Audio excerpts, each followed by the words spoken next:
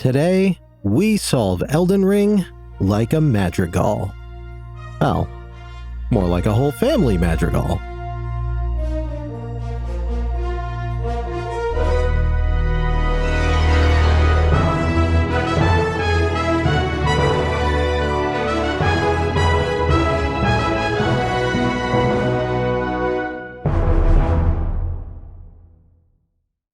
Hello world, and welcome back to Quarrspective. Now in this episode, we are going to be talking more about the story of Elden Ring, where we last left off from our previous video, where we tried to solve Elden Ring like a Vulcan. If you didn't watch that video, go ahead and check it out. I think I did an okay job, but obviously we'll see how that plays out with the algorithm. In any event, we're going to step away today from our favorite Vulcan scientist, Mr. Spock, and we're going to go in a slightly new direction. Now, don't worry, we are still going to be using logic and reasoning as part of our overall literary analysis of the story of Elden Ring, but we do need a broader perspective, because just having what we discovered in our last episode is not going to be enough to get into everything. We're going to need proof for our theory that this story has to deal with America, as in modern day country America. And in order to get that proof, we're going to need to look at some other elements of literary analysis, as well as film analysis, which I don't know if you've noticed already, both of those things seem to overlap a lot. But we'll get more into that as we go along. Today, we are going to go into the story of Elden Ring, Chapter 4, How Mirabel and MatPat Solve Elden Ring. So, I have a theory. Now let's see if there's some evidence to support it. Before I get to that, though, I'll need some help. The framework established in the last video still holds firm, but one of the tools I need isn't in there. And there's no one better to help me explain it than Mirabel Madrigal from the movie Encanto. Hear me out. Why Mirabel? Well, obviously some of you don't have children. Spoiler warning, I will be going over a specific scene in this movie and talking briefly about the plot, so jump ahead to the next chapter if you want to avoid spoilers. Mirabel is a character that you might refer to as tarnished. Her family is multi-generational, with her abuela at its head and her figuratively at the bottom. Her grandmother had 3 children with her grandfather, who was killed trying to protect them from pillagers as they were fleeing their village. His death and her anguish caused a miracle to happen, and a magical house and valley sprang up, allowing her family to be protected. The miracle blessed Abuela's 3 children with powers, and as they grew and had children of their own, the miracle continued, and their children received gifts as well, except for Mirabel. Fast forward several years, and now it's Antonio's turn to receive his gift. The family dynamics towards Mirabel are subtle at first, with her abuela simply wanting her to stay out of the way. She seems to be characterized as a nuisance. She also remains in the nursery, which is supposed to be meant for children. But part of the miracle involves magical doors. When the blessing is given, grants access to a magical room for the grace given. No gift for Mirabel, no special room. She does what she can, and she seems to at least have an upbeat and positive attitude, trying her best to fit in and be part of the family. But then Antonio receives his gift, seemingly without a hitch. Mirabel's happy for him, but then something happens. Abuela hugs Antonio and says, "I knew you could do it. A gift, just as special as you." No gift. Mirabel isn't special, at least in her abuela's eyes. Abuela calls for a picture with the whole family, saying, "It's a great night. It's a perfect night. Everyone together. La familia Madrigal." But Mirabel isn't in the picture. The flash of the camera goes off, the movie flashes to bright white, and then fades on the family, frozen in time. Mirabel begins to sing as she realizes she's not part of the family. Before we get to the next bit, go watch the scene. It's at most 4 minutes to get the full idea. I display it here, but Miro won't allow it, so I'll have it in the description also. This links to their channel and what I'll be talking about. Pay the mouse or not, that's up to you. Mise en scène means putting on stage. Generally, it's all of the elements that go into a scene that do not include the specific text or dialogue, but still communicate meaning or story. I'm going to provide a few links to more in-depth resources that include examples, but the main idea is that you can learn a lot about a story by paying attention to more than just what a character is saying. Like allusion, this is a tool that's used across media, and in literature itself, this would be everything outside of the strict dialogue of the characters that help to build the world around them and inform as to who they are and what they might be feeling. In short, there's a lot that can be learned from this scene that informs the rest of the movie. We already discussed some of it, but here we go.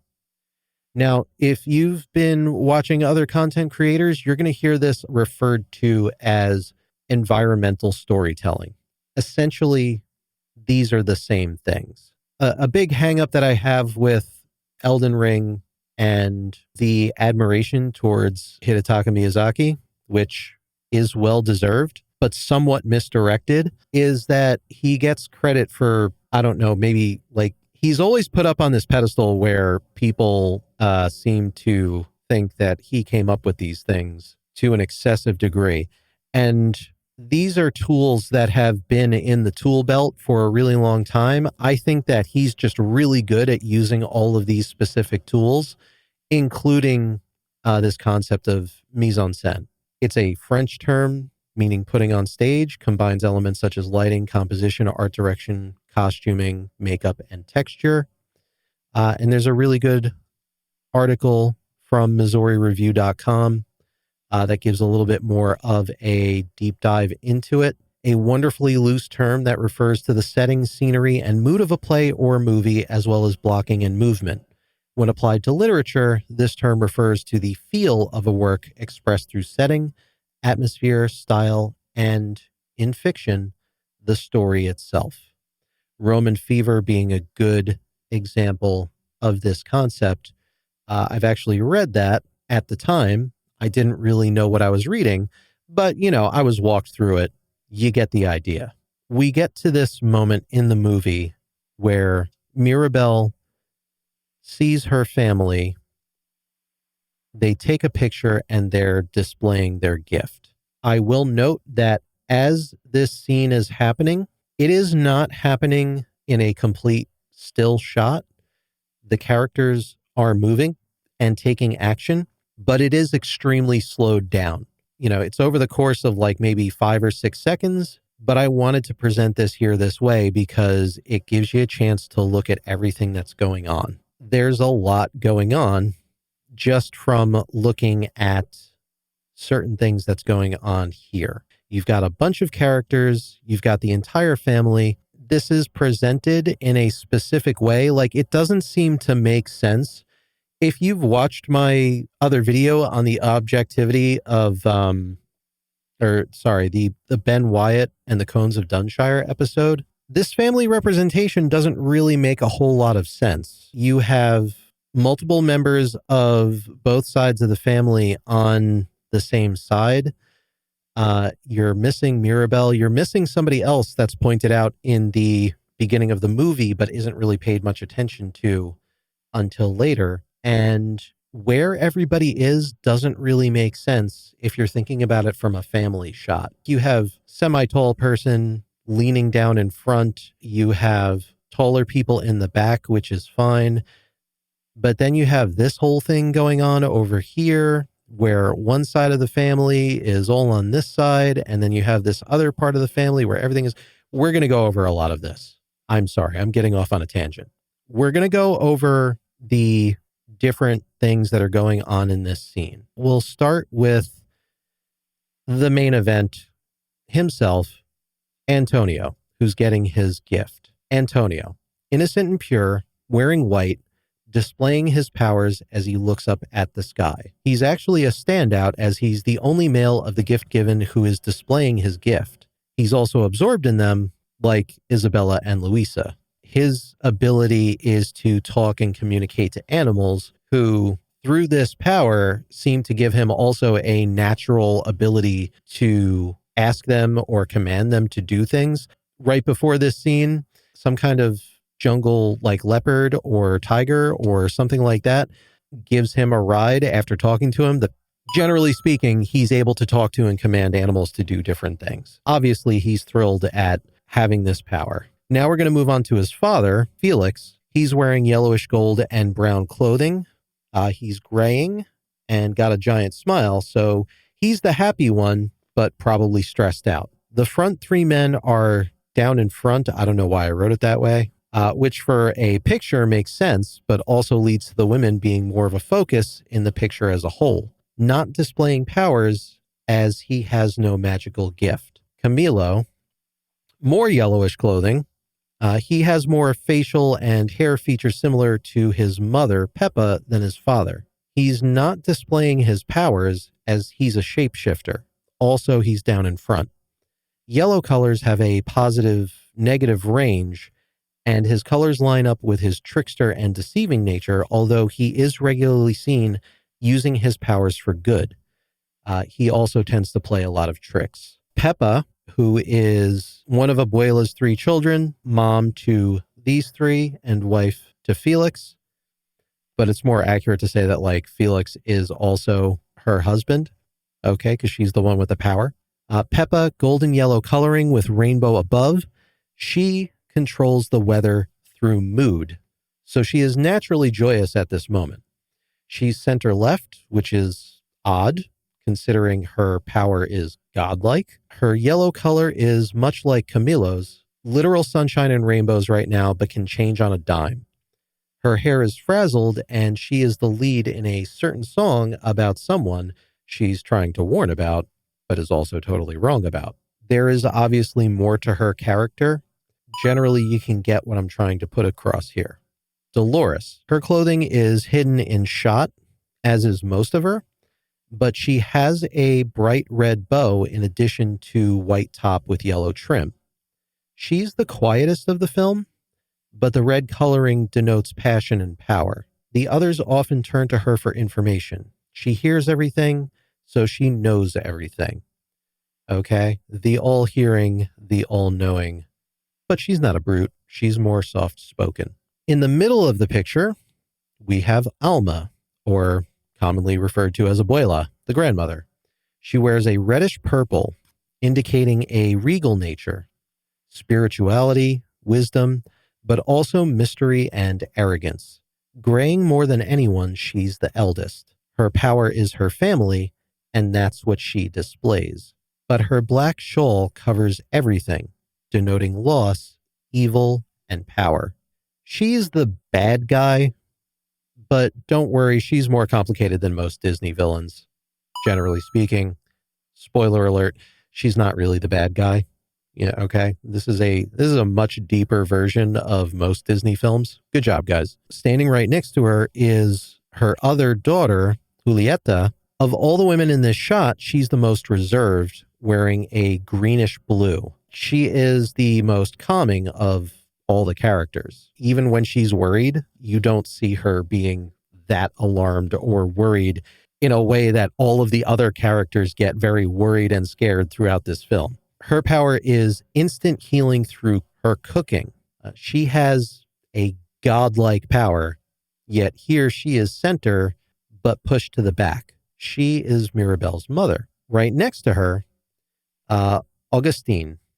Mirabel's father also wears blue, powerless, pushed to the back so much that he is overshadowed by his own daughter, whose arm is almost cutting him off. These two in particular, it's exemplified throughout the movie that he gets injured a lot.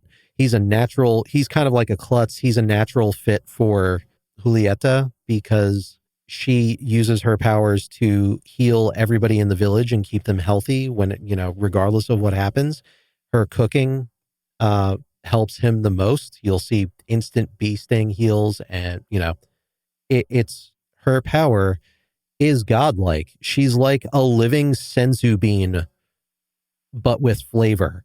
Okay, there's a lot going on there. All right, now we get to Isabella. She wears purple, indicating royalty and luxury.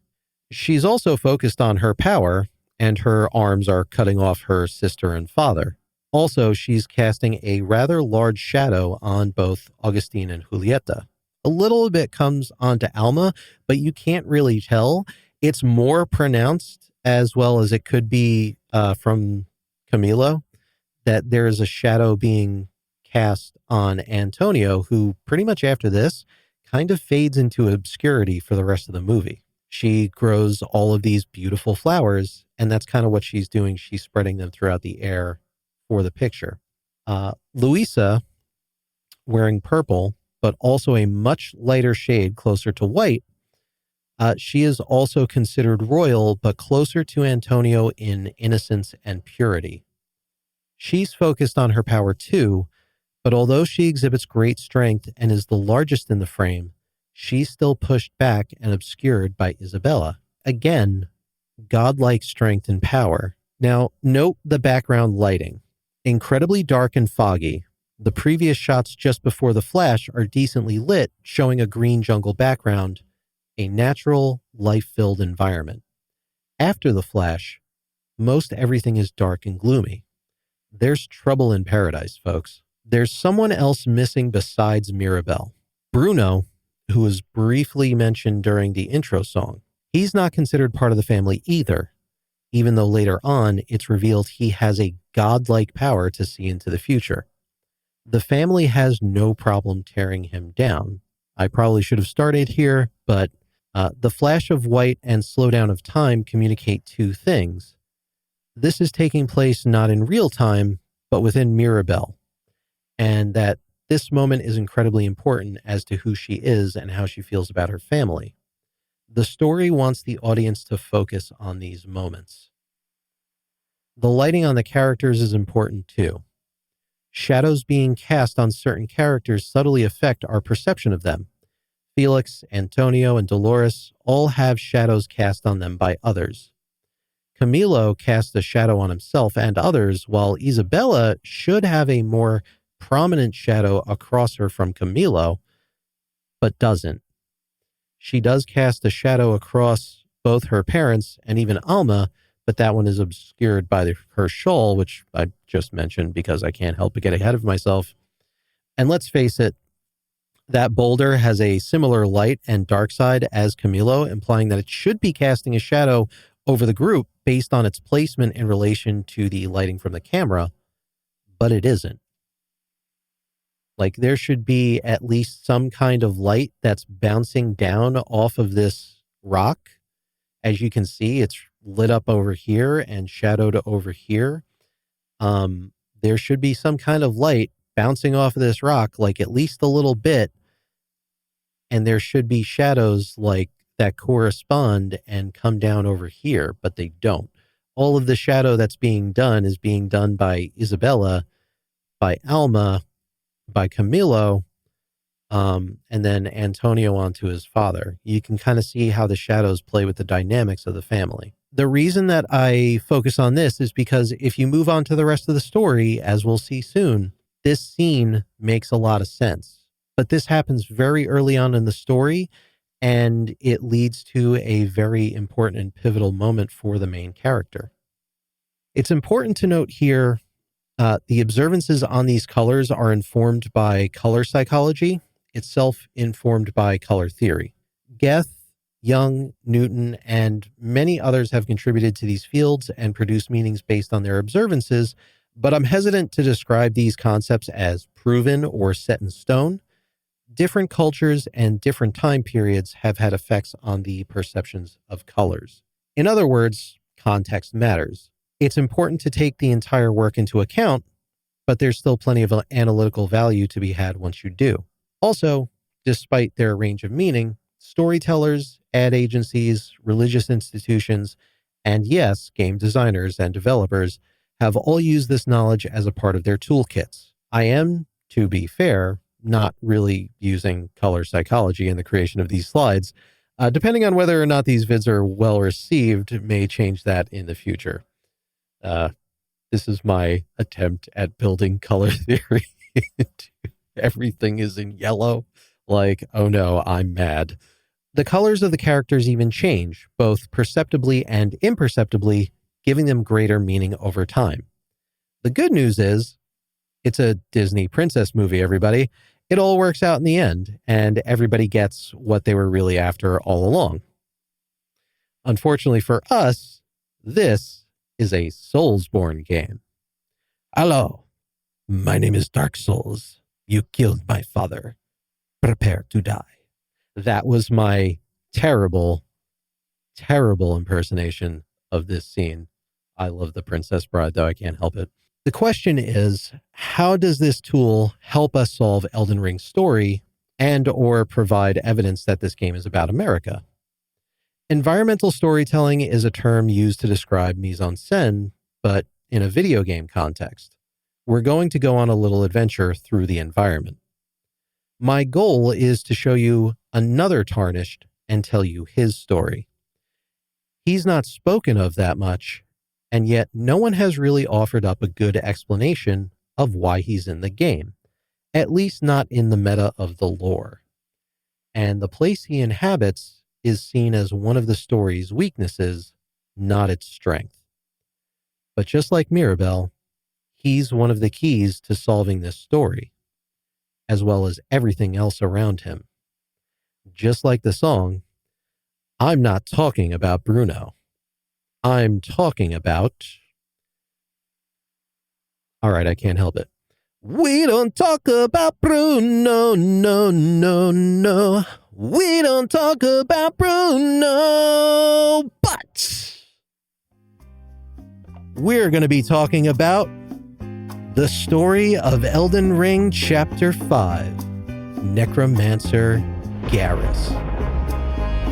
Didn't see that one coming, did you, folks? Probably one of the least talked about people. Who? You might be thinking, wow, I really called this one out. Fair enough.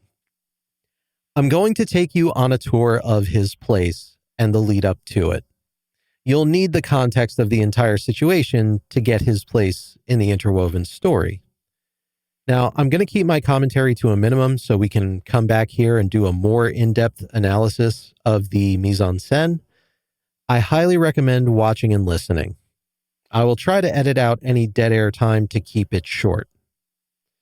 So we come up from Magma Worm Makar's boss area and Grace to the Altus Plateau, where the first thing we see is the abandoned coffin site of Grace, with a bunch of abandoned carriages being guarded by what we will later learn are called Omen. These guys over here. And girls, maybe. We have no idea, really. Aside from one in Stormvale Castle and those in the unsightly catacombs in Liurnia, this is the first area in the game that most people will find these enemies in abundance, and they appear in various locations throughout Altus Plateau. The first one in Stormvale Castle, by the way, has all of its horns cut off, and the one in Liurnia, I don't exactly remember off the top of my head right now, but I believe it is a full-horned omen. They will attack you on sight, but curiously, there's one sleeping on a coffin having a nightmare. The initial impression is that the omen attacked these carriages, which, by the way, the game calls coffins. This is curious, as the only other context we've seen of these is when they are either in ruins or camps, or are part of a convoy and heavily guarded, presumably for their treasure, which are being transported to specific areas in the game until the trolls pulling them kneel down. Also of note, the omen here don't have their horns. Why? They are unwanted children of the lands between. Moog, Morgott, and others are also of this class, but they were allowed to keep their horns and were banished to the sewers, owing to their regal/noble status. Those who survive are brutishly strong and are put into service as soldiers, service being a loose term. I might have to do a separate vid on the omen, but keep these things in mind as we progress. Final thing, pay attention to the items that are found in these areas, even the seemingly unimportant ones. Over here, all right, we have the definition of omen, an occurrence or phenomenon believed to portend a future event. Augury, We've never heard that term being described in a Soulsborne game before. And then as well, an event regarded as portent of good or evil, prophetic significance. All right, over here we have one of the Omen Bairns, Doll of a Curse-born Bairn. Uses FP to unleash wraiths that chase down foes. Omen babies have all of their horns excised, causing most to perish. These fetishes are made to memorialize them. Please, don't hate me or curse me. Please. Bairn, of Scottish and Northern English. A child. Old English bairn of Germanic origin, related to the verb bear. And then their axe. Oversized, double-headed axe with a bizarre, almost melted appearance. Brute strength is the only thing required to wield this weapon, which appears to have taken quite the beating itself. So again, environmentally, the Omen, there's a lot that can be said about them, and others have said plenty of things about them, just from the stuff that make them up. You know, the literary stuff, the history of these words, and as well the equipment that they're carrying, as well as the different types that exist throughout the lands between. Now, if we go past the coffins along the path, we're assaulted from the air by Lensiax. I'm saying that terribly. An ancient dragon. Again, another vid, but this is not their main encounter. Damage it enough and it'll disappear. You can also just run past it, which is what a lot of people do. They head on into main Altus Plateau. But the initial reaction is to run away back towards the safety of the Grace. The game is hinting here that this path is guarded. They're not so subtly suggesting you should go the other way. To the left of the Grace and coffins is a large shallow pond filled with the status gas spraying flora. You'll notice several of the jellyfish spirits here too, like Aurelia, that you got from Roderica. In the back right is a cave, and to the left is an area with ruins, more flora, perfumers, and an omen killer. The focus is on the cave for now, but keep these other areas in mind. The lands between are interwoven, remember? It matters that these are close together. You come to the Sage's Cave. Actually, we're going to cut for a second. Drink of water. I don't know if I'm going to keep this. Water, where are you? The thirst is real. Oh my goodness. That's so much better. Okay. You come to the Sage's Cave, and you enter into pitch blackness. At the entrance, a couple of jellyfish spirits and several Trina's lilies. The Grace is somewhat close nearby. You follow the path, and the first thing you come across is a wall. One experienced swing, and the illusory wall falls. Behind it, you come across running water, presumably from the pond outside. You follow it, and it waterfalls over the side, and you see a patrolling skeletal bandit. Now, this is odd. Normally, these have been in an inactive state when you first come across them, either hanging from a bridge, a tree, or in a pile of bones on the ground, or having to crawl out from below a covered grave. They even have to be summoned by Tibia Mariners during those mini-boss fights. So why is this one already alive? After dispatching it, you can see a ledge below, but it's not safe to jump, and bloodstains abound. You take another swing at the wall, and the path continues, with a pair of treasure chests in front of you and an item and a light down the path. Everything is pitch black still. The waterfalls and stream continue in and take over the path, and the wall beside you looks suspicious, so you take another swing. This time, a pack of skeletal bandits are waiting to ambush you. After dispensing them, you see several more treasure chests sitting on a ledge. Nowhere to go, you follow the stream to the next hallway, at the end of which is another pack of bandits made of 2 crossbowmen and an executioner, well lit by the bonfire and multiple torches in the room. At the far wall, facing it, is a spearman. If you take him out, one of your swings will reveal another illusory wall, which must be what it was looking at. There's more chests in the next room. You see a waterfall. You've descended down into a circle and have reached the bottom of the waterfall that you saw at the beginning of the cave. You jump a gap and come to a fork. There's a moss below, but you go left to where there's another cave wall, which at this point might as well be a wide open door.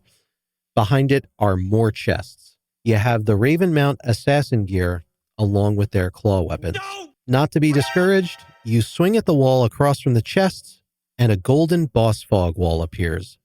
Behind it, Necromancer Garris. So we've got an aromatic plant with grayish-green leaves that are used as a culinary herb native to southern Europe and the Mediterranean. Either of two bushy North American plants with silvery gray leaves. Hey, North American. And yeah, I know it's Europe and the Mediterranean too. That kind of like makes it a pain in the butt for my theory.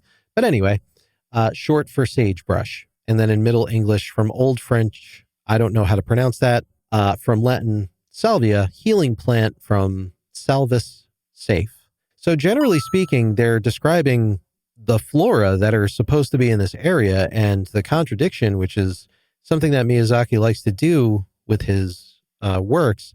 He likes to take these concepts and kind of flip them on their head. To us, these plants have been aggressive and trying to kill us, but they should be healing plants. The first definition of an aromatic plant explains the flora in the pond, but their connection to this area and this story goes deeper than the scope of this vid. We'll get to it. Don't worry. Second sage definition, a profoundly wise man, especially one who features in ancient history or legend. This is kind of like more what we're after, and after we're I'm keeping that in. It stays in. A profoundly wise man, especially one who features in ancient history or legend. This is kind of more what we're looking at here today.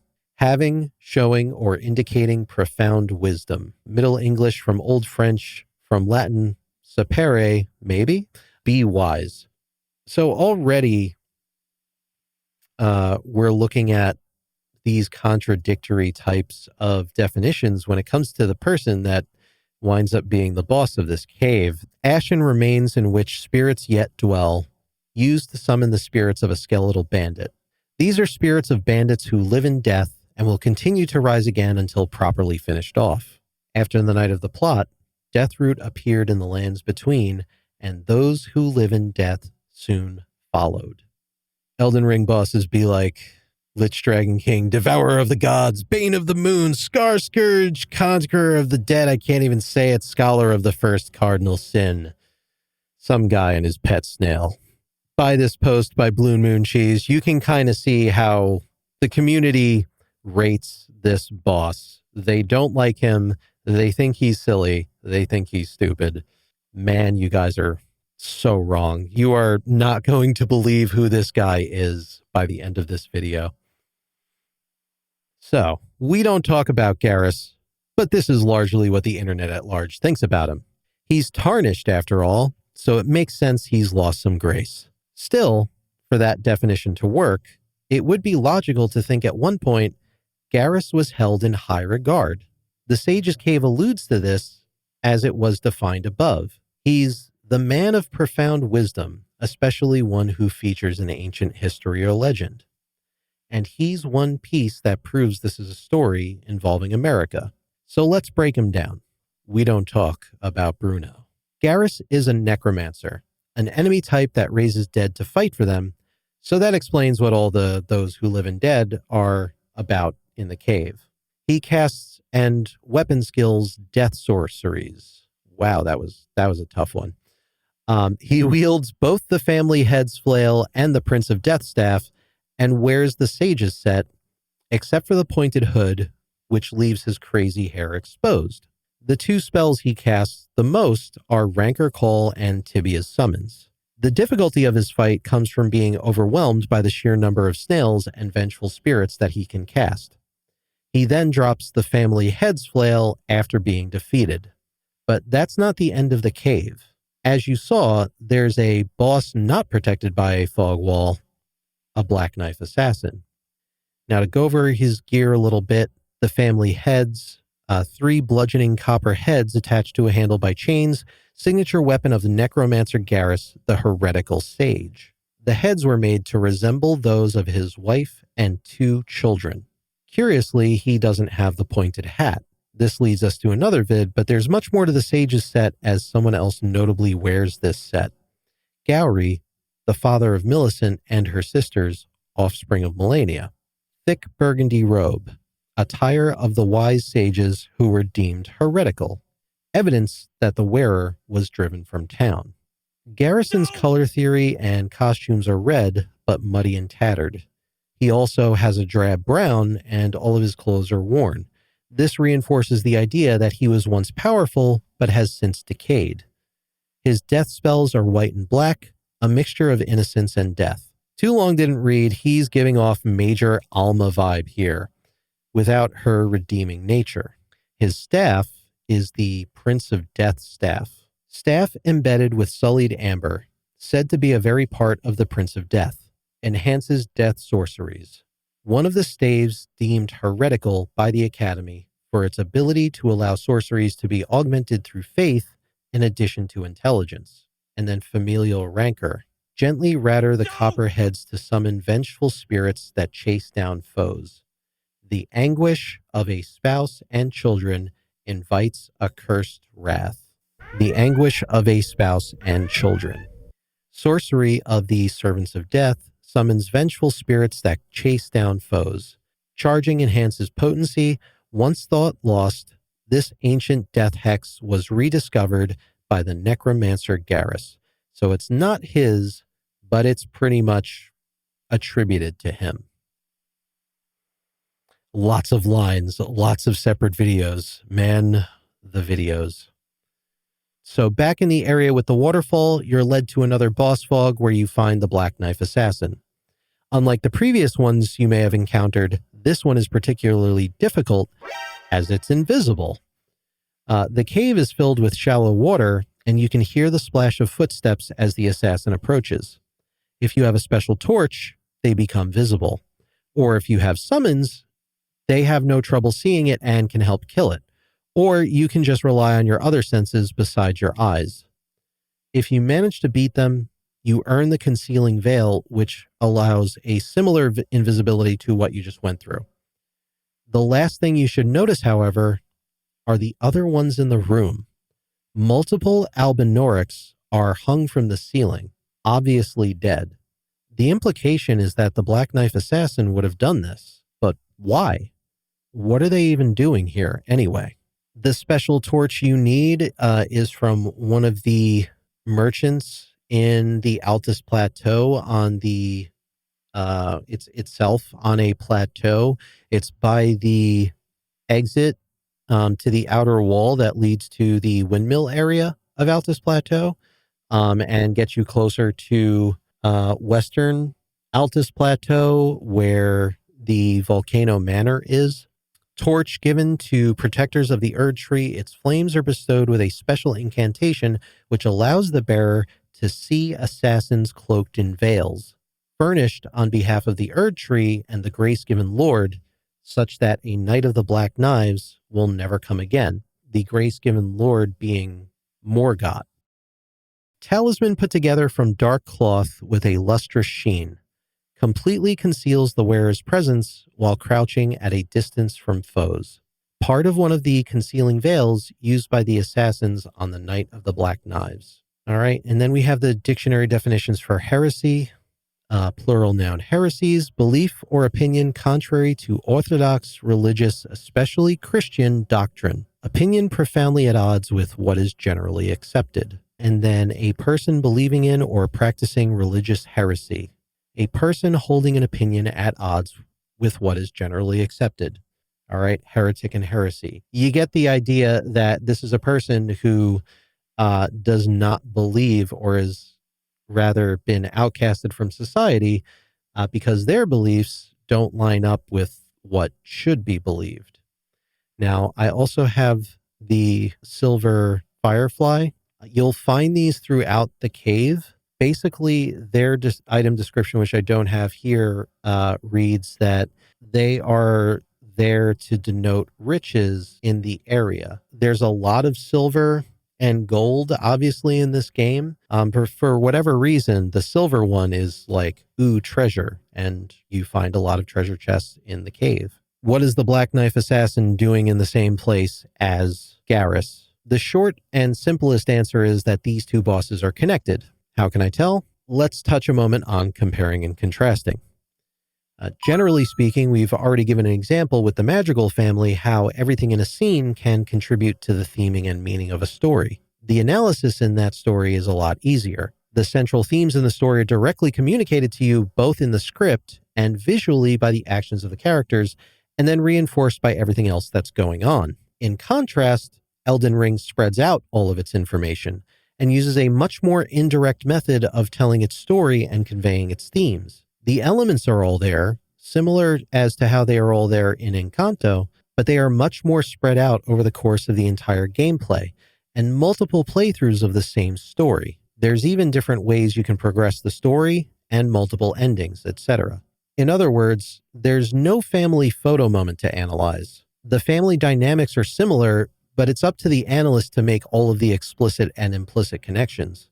In this specific case, if we compare and contrast the two bosses with all of the information that we have in the cave and what we know about them, we can come to several immediate conclusions, which in turn generates new leads and other connections. These links are to openoregon.pressbooks.pub, which gives you a better structure for the compare and contrast method, and then writingcenter.unc.edu, University of North Carolina at Chapel Hill article that again provides a much deeper dive into this compare and contrast method.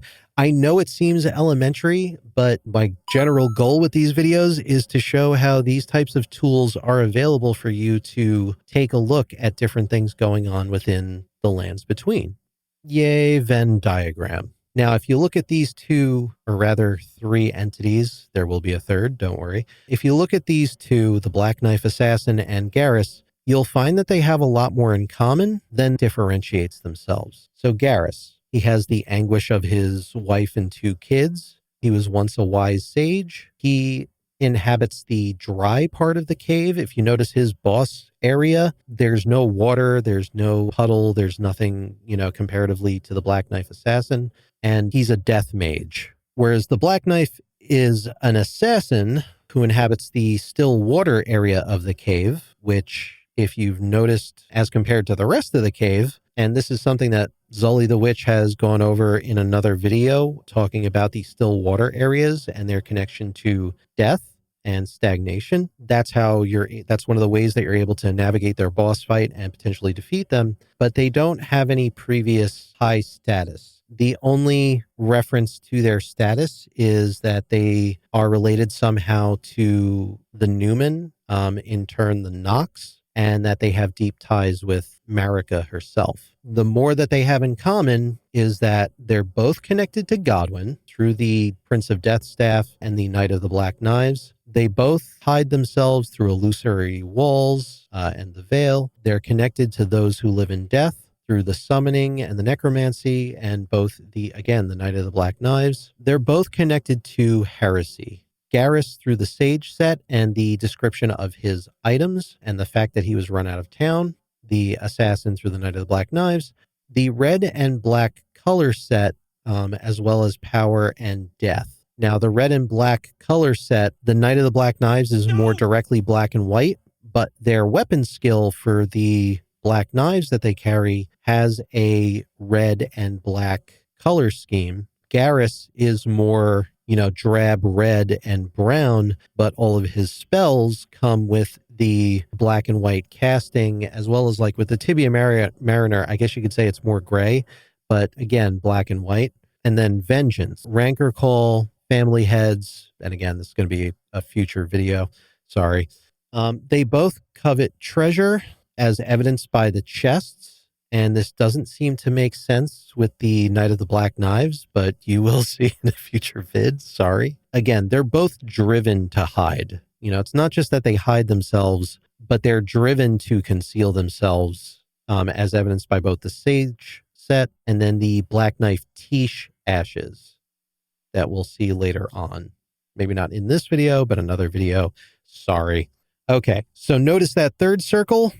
How could you not? There's a lot of information that we can glean from these two characters and their environment But there's one explicit connection that they share, and it's a good thing too, because without it, a lot of this stuff might seem, well, subjective. Sorry, I had to let that one out for a second. Point being, there are a lot of implicit connections that we can try to run down. We know that Garris used to be wise and is of some historical note, but did something against what's generally accepted, with a hint that it might be religious and against Christianity in nature. His actions involve his wife and 2 children and their anguish, and there are a lot of vengeful spirits associated with his actions. He covets wealth, riches, and uses death as a means to protect it, all while trying to hide everything he's doing, and he was driven out of town for what he did. The Black Knife is a video for another day. Don't worry, there's a ridiculous amount there as well. I mean, this is already an hour long for me recording it, but for now, we're going to focus on the lead we have, the Prince of Death's staff and those who live in death, because Garris doesn't drop the staff. You find it on a corpse in Deeproot Depths, and that's where we'll find the other piece of this puzzle. Time to show the connection between Necromancer Garris and the aspects of the Crucible.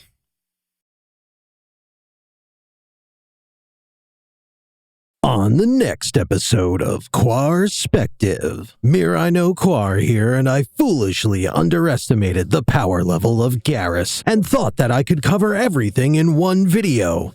Will we prove that this is a story about America? Of course we will. What kind of question is that? So hit that subscribe button and join us for part 2 next time on Quarrspective.